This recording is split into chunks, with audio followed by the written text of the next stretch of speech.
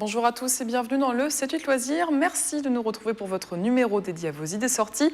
Tout de suite, le sommaire de ce vendredi 11 mai. Animation, rencontres de professionnels et expositions. C'est la 27e édition de Mai Dessert ce week-end à Maurepas. Un événement pour sensibiliser petits et grands à la biodiversité. Nous en parlerons avec notre invité Michel Aubert, responsable de ce rendez-vous incontournable pour la ville. C'est une première depuis son édification en 1788. La Maison de la Reine ouvre ses portes au public ce samedi 12 mai. Située dans le hameau de Marie-Antoinette au château de Versailles, elle a été entièrement rénovée. L'occasion de redécouvrir ce petit château aux allures de village normand. Pour notre rendez-vous junior, nous irons dans une galaxie pas si lointaine à Versailles. Une boutique dédiée à la saga Star Wars vous accueille. Des rencontres avec des acteurs sont prévues. Un lieu qui invite les fans comme les curieux. Et depuis fin mars, une grainothèque a ouvert à Guyancourt dans la médiathèque Jean Rousselot. Sur le même principe qu'un prêt de livres ou de CD, les participants peuvent emprunter des graines pour faire pousser des fruits et des légumes chez eux. Seule condition, échanger d'autres graines.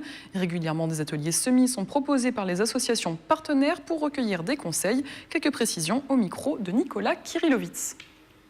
Il y a plein de choses pédagogiques, il y a l'autonomie alimentaire, le fait de prendre le temps aussi de voir les choses pousser et puis expliquer aux gens effectivement que la nature a toujours fonctionné comme ça et qu'effectivement à partir du moment où on empêche les graines de repousser d'une année sur l'autre, on confisque une logique qui a fonctionné pendant des millions d'années.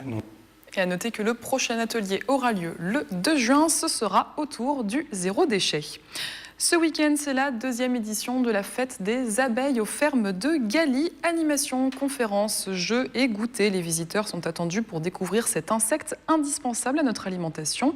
Samedi 12 mai, 2 visites avec un apiculteur sont proposées pour aller voir de plus près à quoi ressemble une ruche. L'an dernier, les fermes de Galy ont planté 7 hectares de plantes mellifères pour nourrir les abeilles. Elles invitent le grand public à en faire de même chez soi. On va aider les gens à semer eux-mêmes ou à planter eux-mêmes des plantes mellifères dans leur jardin. C'est d'ailleurs pour ça que lors de ces 2 journées, du 12 et du 13 mai prochain, nous allons mener plein d'actions, notamment un jeu à destination des enfants et des adultes. Et tous les gens qui participeront, tous les enfants, tous les adultes qui participeront à ce jeu repartiront avec des sachets de graines de plantes mellifères qu'ils pourront eux-mêmes planter sur leur balcon, sur leur terrasse, dans leur jardin.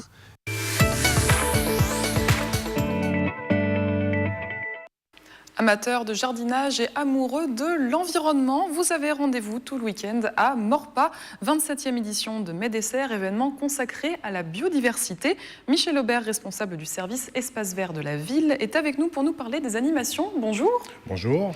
Alors le mot d'ordre de ce week-end, c'est le jardinage aussi. Beaucoup des rencontres avec des professionnels sont prévues, des conseils et même des ateliers. Oui, on anime un atelier bouturage. On explique aux personnes comment faire des boutures. En parallèle, donc cette année, c'est le centenaire de la fin de la Première Guerre mondiale. Donc en fait, on distribue aux enfants, à chaque enfant, un sachet de bleuet. Parce que en fait, le bleuet était le nom qu'on donnait aux soldats quand ils arrivaient, parce qu'ils avaient une tenue, un uniforme bleu. Et tout immaculé, du coup, on imagine. Et tout immaculé, voilà. Et donc c'était pour ça. Et c'est pour ça que ça s'est resté après. Les nouvelles recrues, pour tous ceux qui ont fait l'armée, on les appelait les Bleus. Ensuite, on a différents exposants. Entre autres, on a un apiculteur qui va donner des conseils pour, ce que disait monsieur tout à l'heure, pour planter des plantes mellifères.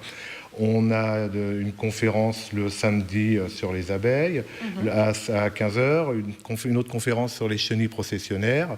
Ensuite, le samedi après-midi et le dimanche après-midi, on a des promenades en poney, à dos de poney gratuits pour les enfants. J'allais y venir justement, donc il y a les conférences, ça s'adresse plutôt aux adultes, mais il y a aussi beaucoup d'animations pour les enfants. Mai Dessert, c'est aussi un événement qui se veut vraiment très familial. Oui, le vendredi, donc aujourd'hui, on a 650 enfants qui sont passés au cerf. On leur faisait une visite où ils voyaient la LPO qui leur expliquait la raison, enfin, comme quoi c'était utile de garder les oiseaux. On leur faisait du rempotage.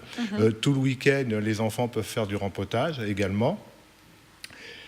Ensuite, on a... j'ai un trou. On distribue du compost gratuitement à toutes les personnes qui vont venir, ainsi que des bulbes. C'est des bulbes qu'on plantait sur nos massifs, plutôt que de les jeter, on les redonne aux personnes. On leur donne des conseils tous les week-ends. Il y a des jardiniers qui seront sur place pour expliquer l'intérêt d'être au zéro phyto, parce que sur Maurepas, nous sommes au zéro phyto.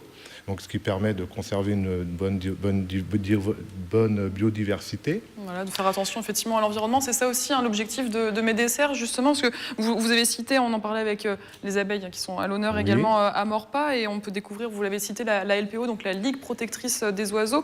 Globalement, c'est un rendez-vous qui vise vraiment à sensibiliser le public à l'environnement. Tout à fait, tout à fait. C'est la base de nos journées. Et à côté de ça, donc, on anime différentes choses. Ensuite, on explique aux gens ce qu'on fait sur la ville, et cette année particulièrement, puisqu'on a eu 2 fleurs au concours des villes fleuries. D'ailleurs, c'était assez exceptionnel, d'après ce qu'ils nous avaient dit, puisqu'ils nous ont donné 2 fleurs d'un coup. On n'a pas parlé peut-être des nouveaux exposants, parce que vous avez parlé des exposants un petit peu qu'on pourra retrouver, mais peut-être pour cette 27e édition, des nouveaux venus. Oui, on a fait un stand pour faire l'initiation à la vannerie. Alors, qu'est-ce que c'est que la vannerie, par exemple, pour ceux qui ne connaissent pas? La vannerie, en fait, c'est pour faire des paniers avec de l'osier.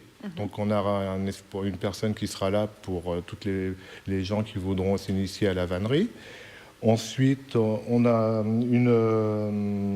un stand avec, comme quoi, pour le commerce équitable. C'est important d'acheter certaines choses. On sensibilise aussi les enfants, on leur donne un petit fascicule sous forme de jeu, comme quoi il faut manger pour qu'ils puissent manger bio. C'est important, pareil. Ça. Ensuite, on parle beaucoup aussi des méthodes alternatives aux engrais, aux pesticides et aux engrais, comme quoi on n'est pas obligé de mettre de l'engrais ou des pesticides. On peut mettre des paillages ou des choses comme ça. Comme quoi on peut aussi, plutôt que de traiter les pucerons, on peut mettre des coccinelles pour manger les pucerons. Donc c'est ce qu'on appelle la protection biologique intégrée. Donc toujours dans cet esprit de sensibiliser le public. Toujours dans cet esprit. Merci beaucoup, en tout cas, Michel Aubert, d'être venu sur notre plateau. Donc Médécer, n'oubliez pas, c'est ce samedi 12 et dimanche 13 mai au cerf municipal de Maurepas. On ne l'a pas précisé, mais l'entrée est gratuite et tous les renseignements sont sur le site internet de la ville. Merci beaucoup, Michel Aubert. Je vous remercie. C'est une première au château de Versailles. Ce week-end, les visiteurs pourront admirer la maison de la reine avec un guide. Elle ouvre ses portes au public pour la première fois depuis son édification en 1788. Mélanie Poquet et Marion Ptac l'ont visitée. Si Louis XVI vivait dans son château, la reine, elle, avait son hameau. Il y a une semaine, Versailles fêtait la fin des rénovations de la demeure de Marie-Antoinette. 3 ans de travaux pour reproduire au mieux l'atmosphère de la maison de la reine.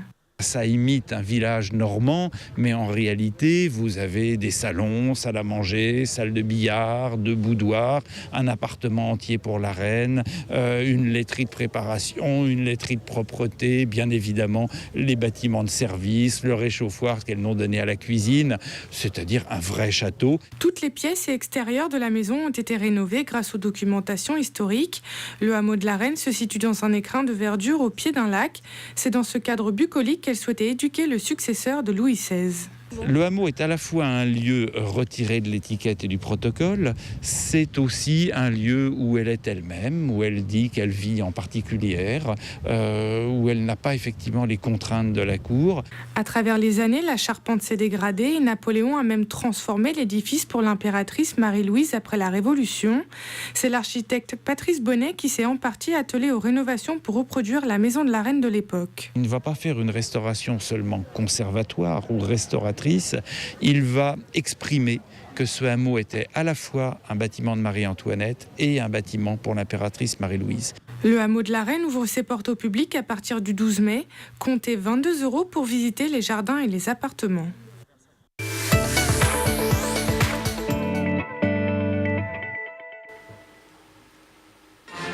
Ah, la musique de Star Wars. Elle nous vient d'une galaxie lointaine, très lointaine. Vous l'avez forcément reconnue. Si vous êtes fan, une boutique entièrement dédiée à cet univers vient d'ouvrir à Versailles. Kylo Ren a pris la place de notre chroniqueuse. Bonjour Camille, j'ai traversé la galaxie pour venir dans le 7-8 loisirs. Et non, ce n'est pas Kylo Ren évidemment, c'est Aurélie Ronze, cette semaine, qui a quand même pris la place de Mélanie, qui va nous faire le rendez-vous des juniors. Et vous n'êtes pas venus les mains vides, alors on peut trouver justement ce genre d'accessoires à côté de vous à Versailles. Tout à fait, puisque l'armoire geek Star Wars a ouvert ses portes il y a tout juste une semaine, rue de Satori. Ouh là là, je regarde mon brushing, là c'est pas top. Hein. Voilà, le masque, le masque. Faut pas le mettre si on passe à la télé. Alors bien sûr, peut-être le nom de l'armoire geek vous dit quelque chose, c'est normal, hein, puisqu'il existe déjà une boutique Armoire Geek à Versailles, consacrée à l'univers Harry Potter, on en avait déjà parlé. Et donc cette fois, c'est sur la saga spatiale aux 9 films. À qui s'adresse cette boutique? Alors c'est un fan shop, hein, comprenez boutique de fans. Alors bien sûr, c'est pour les enfants et les ados qui ont découvert Star Wars avec les derniers épisodes 7 et 8, également les spin-offs comme Rogue One, mais cela s'adresse aussi aux grands enfants qui suivent la saga depuis 1978. Alors l'avantage, Camille, avec ce type de boutique, eh bien, cela évite de payer des frais de port, hein, puisque généralement, eh bien, on doit commander ses produits sur Internet, ça vient de l'étranger, et bien sûr, la facture peut très vite s'alourdir. Alors quels produits peut-on trouver? Alors on peut trouver des masques, comme vous venez de le voir, on peut trouver également des sabres laser, il y a également des vêtements, des figurines, des jeux, des mugs, il y en a évidemment pour tous les prix. Le petit plus, eh bien, c'est qu'on peut trouver des produits exclusifs. Regardez. Vous allez avoir ici un t-shirt exclusif par rapport à Han Solo, donc Chewbacca rétro années 70-80. Et je vais vous faire voir un petit produit exclusif, la mallette métallique de Han Solo. Et c'est même plus qu'une boutique, car de nombreux événements sont organisés. En effet, des surprises vous attendent, notamment le 15 mai à l'occasion de la sortie à Cannes de Solo Star Wars Story. Et pour être au courant des prochains événements, vous pouvez vous rendre sur leur site internet qui s'affiche en bas de votre écran. Et bien sûr, que la force soit avec vous. En effet. Merci beaucoup Aurélie. Nul doute que vous trouverez de quoi compléter votre panoplie, en tout cas dans cette boutique. Évidemment. On vous laisse remonter dans votre vaisseau. Quant à nous, on passe à notre agenda.